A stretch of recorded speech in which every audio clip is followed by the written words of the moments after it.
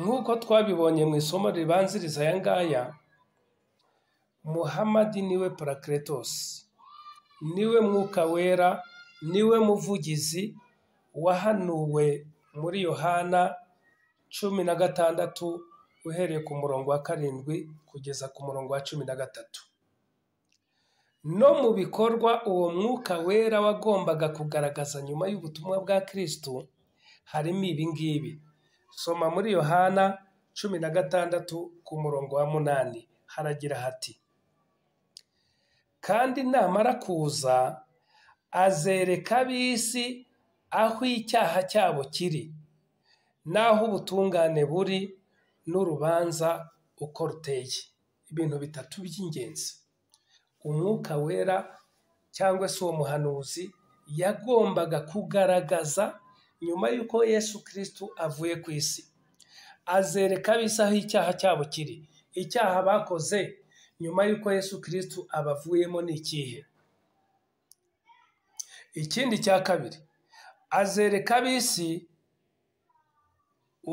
aho ubutungane buri. Ubutungane ni ubuhe? Idini y'ukuri abantu bakwiriye gukurikira, umurongo bakwiriye kujyamo ni uwuhe? Icya gatatu, n'urubanza uko ruteye. Ese imperuka bizaba bimeze gute? Ibimenyetso by'imperuka ni ibihe? Ibikuru n'ibitoya. Ese abantu bazazuka gute? Ni gute abantu bazakoranira imbere y'Uwiteka Imana yabo? Ni gute abantu bazaciribwa imanza? Ibyo byose uwo muhanuzi yagombaga kubigaragaza. Nta wundi rero waje agaragaza ibyo ngibyo nyuma y'ubutumwa bwa Kristo usibye intumwa y'Imana Muhamadi, nk'uko twabibonye mu masomo abanziriza iri ngiri. Reka rero dutangirire ku cya mbere. Azereka ab'isi aho icyaha cyabo kiri. Ni ibihe byaha intumwa y'Imana Muhamadi yerekanye byabayeho nyuma y'ubutumwa bwa Kristo? Hanyuma abavuga yuko uyu nguyu wahanuwe ari umwuka wera, nabo baze kutugaragariza ibyaha uwo mwuka wera yagaragaje nyuma y'ubutumwa bwa Kristo. Ariko ngiye kugaragaza ibyaha 12 bikomeye. Ibyaha 12 bikomeye abakristo n'abayahudi bakoze nyuma y'ubutumwa bwa Kristo. Icyaha cya mbere ni ikihe rero? Icyaha cya mbere ni ukwita Yesu na Ezira abana b'Imana. Kuvuga ngo Imana ifite abana ni ikosa rikomeye cyane, kuko Imana ntibyarwa, ni Imana imwe rukumbi, ya yindi yahishuriye Mose n'Abayisirayeli, ikavuga iti: ndi Uwiteka Imana yawe, yagukuye mu gihugu cya Egiputa mu nzu y'uburetwa, ntukagire izindi mana imbere y'amaso yanjye. Iryo ni ryo tegeko rikomeye cyane na Yesu Kristo yigishije muri Mariko 12 uhereye ku murongo wa 28. Rero kwita Yesu na Ezira abana b'Imana nicyo cyaha cya mbere, nk'uko tubisoma muri Korani ntagatifu mu isura ya 9 ku murongo wa 30. Cyo nicyo cyaha cya mbere. Icyaha cya kabiri ni ikihe? Ni ukwita Yesu Imana, ihame ry'ubumana bwa Kristo. Kuvuga yuko Yesu Kristo afite kamere y'ubumana. Kandi Yesu yarabaye hano ku isi, ajya mu nda ya Mariya, aravuka, ararya, aranywa, arasinzira, aratembera. Ibi byose ni ibigaragaza ko afite kamere ya muntu, ariko bo badukanye ihame ryo kuvuga ngo afite kamere y'ubumana. Aho ni muri Korani ntagatifu mu isura ya 5 surate Maida ku murongo waho wa 72. Intumwa y'Imana yahawe ubutumwa bugaragaza yuko Yesu Kristo atari Imana, ko n'abavuze ko ari Imana bakoze ikosa, icyaha gikomeye cyane. Icyaha cya gatatu cyagaragajwe n'intumwa y'Imana Muhamadi ni ikihe? Ni ihame ry'ubutatu mu Mana imwe.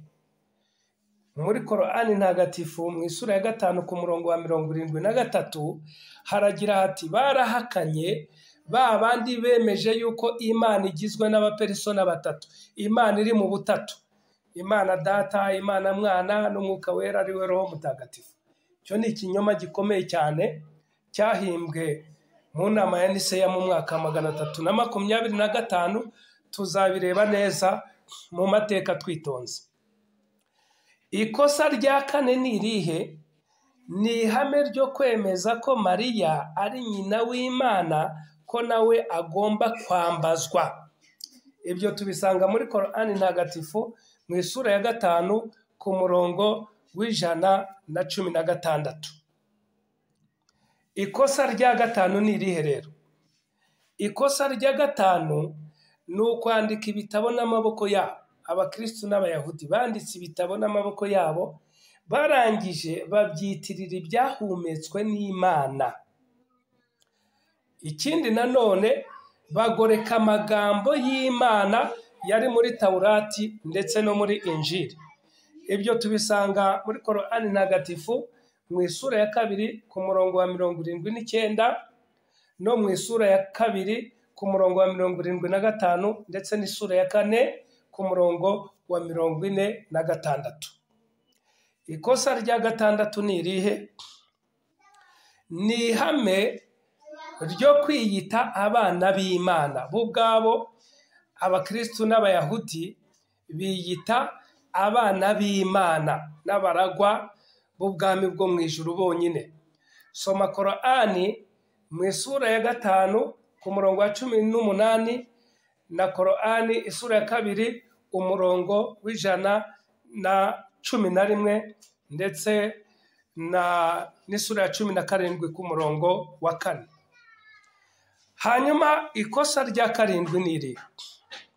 Ikosa rya karindwi ni uguhisha ubuhanuzi buri mu bitabo byabo buvuga ku ntumwa y'Imana Muhammadi.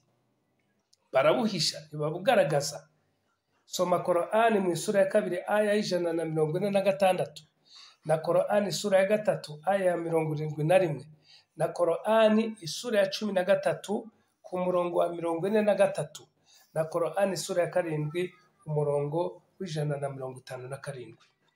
Intumwa y'Imana Muhammadi yahanuwe muri Taurati no mu Ivanjili, ariko bariya bahanga babo, abadogiteri babo, barabihisha ntibabigaragaza. Iri ni irindi kosa. Ikosa rya 8 naryo mu makosa akomeye cyane mu byaha byagaragajwe n'intumwa y'Imana Abakristo n'Abayahudi bakoze nyuma y'ubutumwa bwa Kristo, hanyuma bikaza kugaragazwa n'uwo Parakletosi, nk'uko tubisoma muri Yohana 16 umurongo wa 8, ngo azereka abisaho icyaha cyabo kiri. Icyaha cya 8 ni ikihe? Ni ukwamamaza urupfu n'izuka bya Kristo ku musaraba nk'impongano y'ibyaha byabo. Kandi mu by'ukuri Korani mu isura ya 4 ku murongo w'157 kugeza ku murongo w'159 hagaragaza yuko batamwishe, batanamubambye, ahubwo bahawe ingurane. Icyo rero kikaba ari umwihariko twebwe Abayisilamu tugaragaza, kuko twakigaragarijwe n'intumwa y'Imana Muhammadi. Kikaba ari ikosa Abakristo bakoze kuvuga ngo baramubambye, baranamwishe, kandi mu by'ukuri bataramubambye, bataranamwishe. Hanyuma rero bakavuga ko yazutse kugira ngo bakizwe ibyaha byabo. Ibyo nabyo tuzabisesengura mu buryo bw'umwihariko, kubera yuko ariho habyara umunsi mukuru wa Pasika. Ikosa rya 9, abayobozi babo barya imitungo y'abayoboke mu kinyoma cyabo. Tubigaragarizwa muri Korani mu isura ya 9 ku murongo wa 34. Ikosa rya 10 nuko muri bo haduka abahanuzi b'ibinyoma benshi, bavuga ngo twaroteshejwe, tweretswe, tweretswe ibintu runaka. Soma Korani mu isura ya 6 ku murongo wa 93, na Korani isura ya 9 umurongo wa 31. Hanyuma ubigereranye na bya bindi twasomye muri Yeremiya 13 uhereye ku murongo wa mbere kugeza ku wa 5, muri Yeremiya 29 uhereye ku murongo wa 8 kugeza ku wa 9, mu Gutegeka kwa kabiri igice cya 13 umurongo wa mbere kugeza ku murongo wa 5, no muri Matayo 7:21 cyangwa Matayo 24 umurongo wa 24. Icya 11, ikosa rya 11 cyangwa icyaha cya 11 cyerekanywe n'intumwa y'Imana Muhammad ni imisengere y'ibyaduka abakristo n'abayahudi badukanye mu nsengero zabo, harimo kubyina, gukoma amashyi, indirimbo, kuvuza inzogera, kuvuza ibintu bigiye bitandukanye, imiziki.